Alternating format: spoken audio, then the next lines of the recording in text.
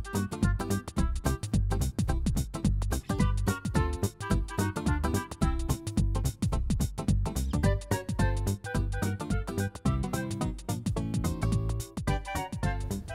welcome back to Petology.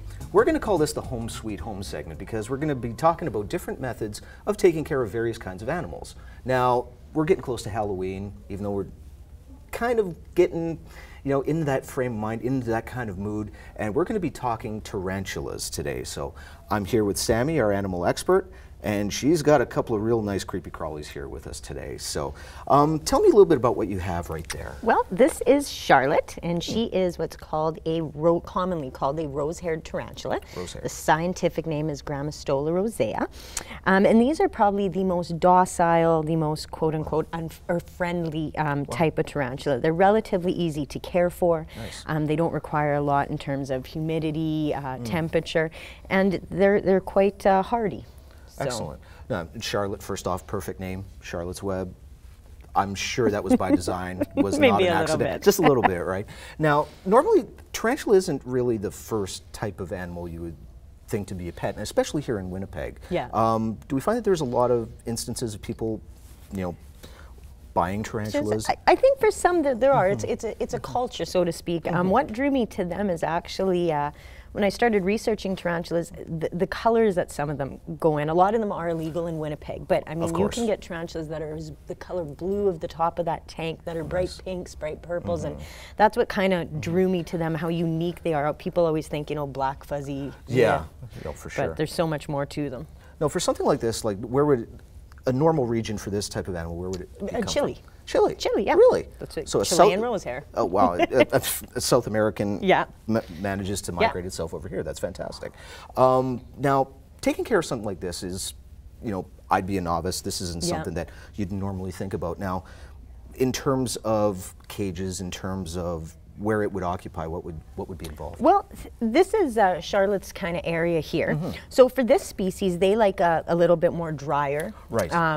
So that's kind of how their ground is, a bit more dry. You always want to make sure that they have a hidey hole, so I got a couple things there that they can crawl up in. One of the big things is you don't want to go height. A lot of people think high. If tarantulas fall, that's essentially it for them. So they're kind of fragile. Yeah, nice and low. And then, of course, always having a water dish so they can access water. Of course. Food. Now, once again, it's not something that you would right away think about off the top of your head, but what do they like to eat? Primarily, they eat crickets. Crickets? Yeah, primarily they eat crickets. They can also have horned worms or super worms. But it's a bug diet, essentially. They're not going to be eating a steak or a carrot or anything like that. No, back to the sweets from the last segment. Yeah, too, no, so they don't like any of that. And with something like that, diet-wise, how often do they eat? They eat about once a week. Depending on the size, whether they're molting, when they're going into pre-molt, which means they're going to shed their skin.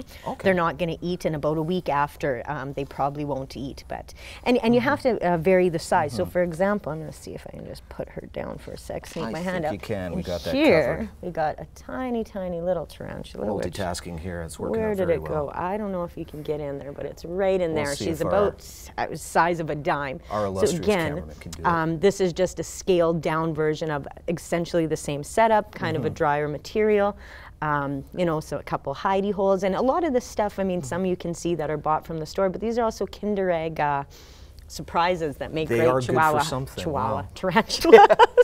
We're in like a dog theme here today, so that works out good. But the dish is just a pop bottle lid, so you don't really, it's not inexpensive. You don't need much. That's actually pretty affordable for something if you want to take care of something a little bit. How old would one like that be over there? That looks very, very That one is probably about 8 months old. About 8 months old? Wow. 8 months old, and that one's a different breed. It's called the Mexican Red Knee or Brachypelma smithii.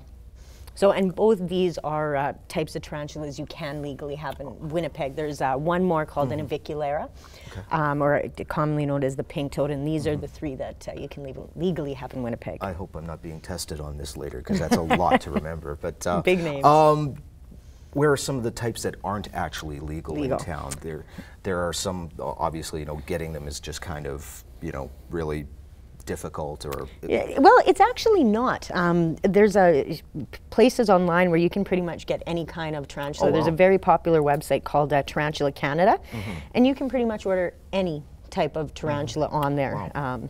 But again, they won't, like if you're in Winnipeg, they can't ship to you, so you have to make sure that you're in an area, region where they do allow the different breeds. But there's over hundreds. Well, you know what, we've learned a lot here today about tarantulas, and being the time of the season that it is, you know, you're really going to want to do something, and you want to get something really unique and exotic. This is the way to go. So right now, I'm going to throw to another story, and we'll be back right after this. You see how close she stays to me. Walking through the mall used to be next to impossible for veteran Anthony Gunkel. He suffers from post-traumatic stress disorder. The crowds would trigger panic and anxiety attacks. But with Allie, things are different. Allie keeps me out of the hospital. And I've had so many crisis moments in the last couple of years. But since I had her, you know, just petting the dog and having the dog lean against me or sit beside me on the couch while I'm watching a DVD makes all the difference in the world. The two were brought together by Courageous Companions, a program that donates service dogs to veterans. This generosity inspired Svet's Pets to join the effort. So once they get a dog, they get everything that comes with a dog. They get a crate, they get a bed, they get travel bowls, dishes, canine first aid kits, chew toys, brushes, absolutely everything you need to own a dog. We don't want our veterans out of pocket at all.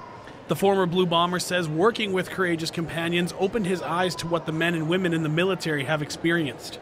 We have a guy who can't walk on his front lawn unless it's been swept for mines, or people that can't throw something in the garbage can because those are IEDs in Afghanistan. You know, they have to have TVs on at night so there's noise because it's always quiet before an attack. We've had guys that have tried to kill themselves 4 and 5 times that are now back to work. I've had guys that lived in the basement build themselves a bunker. They lived down there for 6 months. I'd rather have the guy outside. People get back into life. To some, this may just look like a stroll through the mall, but it's actually a critical part of the process to become a service dog. Good job! The public is the most difficult part of the training because they want to pet the dog, they call the dog, they talk to the dog. So here we're trying to desensitize the dog to all the sights and sounds that are in here. Because if you have PTSD and you come in with your dog, the last thing you want to be doing is being worried about caring and controlling the dog. For more information on how you can be a part of Svet's Pets Helping Vets or Courageous Companions, check them out online. For Go Winnipeg, I'm Blair Malstravich. Yeah, good job. Good boys.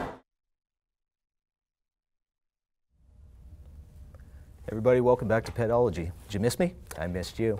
Anyways, we decided to go a little bit bigger with the animals now, and I've got Leland here from the city of Winnipeg, and he's brought a big furry friend here. Tell us a little bit about this guy right here. Well, this is Maximus. He's about 2 years old. He was found as a stray, not licensed, running the streets of Winnipeg. So we held him, and then after 3 days, if a dog comes in not wearing a license, it typically goes up for adoption.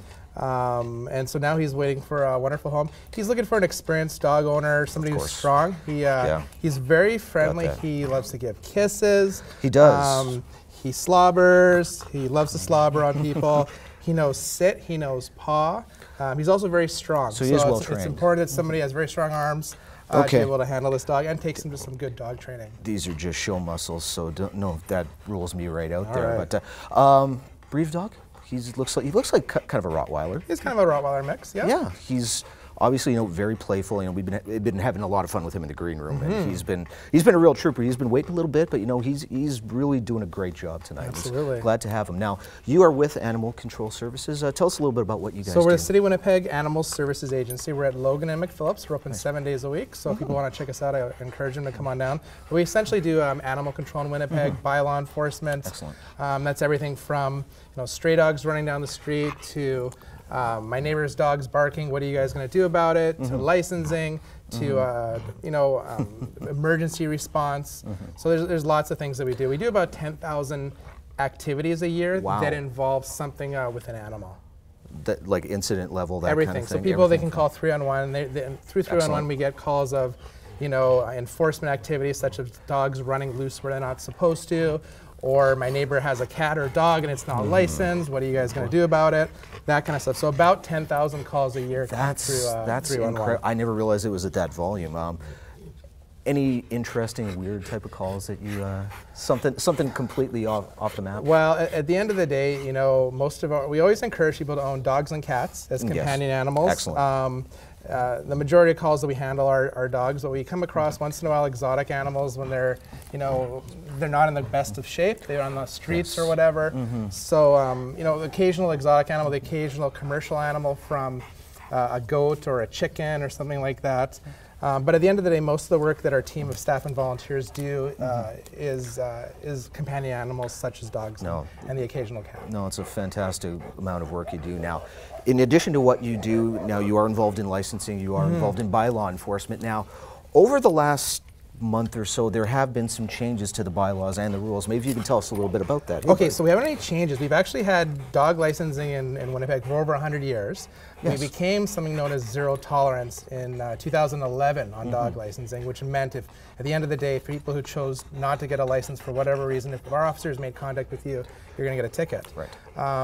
Last year we brought in cat licensing, 2015. So what's happened recently is now we've had a 2-month period where we did a lot of advertising to let the community know about licensing. He's getting playful again. And also to give people a chance to become legal for the people who've chosen not to license their pets. So we've had a good turnout from the community at Animal Services. Fabulous. You can also license your pet through 311 or on winnipeg.ca. But at the end of the day, people have to understand that, you know, we have, you know, there's studies that were done in the right around 2008 that there was about over 100,000 dogs and another additional 100,000 cats, well over, that are owned by people as companion animals. And because in Winnipeg, we have so many people that own so many dogs and cats, we have to have massive services. The city has massive services in place to help those owners in the rare event they need our help. And what is that? Well, it's animal services, their facility to take in dogs.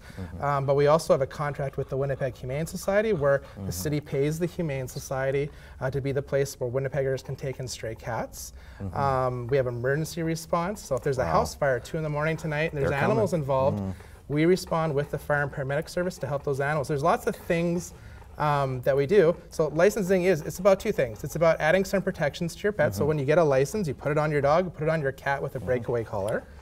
And in the rare event your dog or cat gets out, 311 operators can actually reunite your pet without that pet ever setting foot in a shelter. And they reunited about 600 pets last year. 600 pets? Wow. Which is a cool thing, but it's also about revenue generation. So I said all the things that we do to help people with pets, those have to be paid for. So the majority of our funding, at the end of the day, when we're being honest with the community, the majority of our funding comes from pet licensing. So it's twofold, protecting your pet and then having really good services in place in the rare event that you need our help. And that's fantastic. And what a lot of people fail to realize with that is that there is a lot of people that you employ, and you have a decent-sized staff that you really have to kind of. So I'd counter that, say we don't have a lot of staff. Oh no, we have a very small staff, and we have also a very a good team of volunteers. Volunteer staff. But all the things that we do at the end of the day, we're open 7 days a week. We have 24-hour emergency response. At the end of the day, I think people understand that licensing is not a unique thing in Winnipeg. No. Every major city in Canada, or almost every major city in Canada, has dog and cat licensing, and the reason they have it is to protect those pets, but also to generate revenues to have those massive services. If we didn't have these services in place, if we had nowhere that you could take your dog, and nowhere you could take your cat, and no emergency response, and no adoption program, you know, at the end of the day, this great dog here, the easiest thing to do when a dog comes in and you don't have a home for it is euthanize it. But the harder thing to do with a dog like this is to put it into an adoption program, have spaying and neutering, all this stuff. But because we have people purchasing licenses and helping generate revenue, we have a very progressive adoption program. And so we're there to help the animals, and we're also there to help the community when they need us. It's a fantastic amount of work you do, and of course, like, he's available for adoption? Well, absolutely. Absolutely, he's ready to go. So people who want a little bit more information, obviously you can go to a website. City of Winnipeg has a website and a link for that, and I believe we're going to be having that posted on the screen hopefully in a second. And first off, I want to thank you both for coming here today and filling us in on what you do, because it is an important job, and it's very it's a necessary service, and we thank you for what you do, and we thank Maximus for being an absolute trooper, and we'll be right back after this.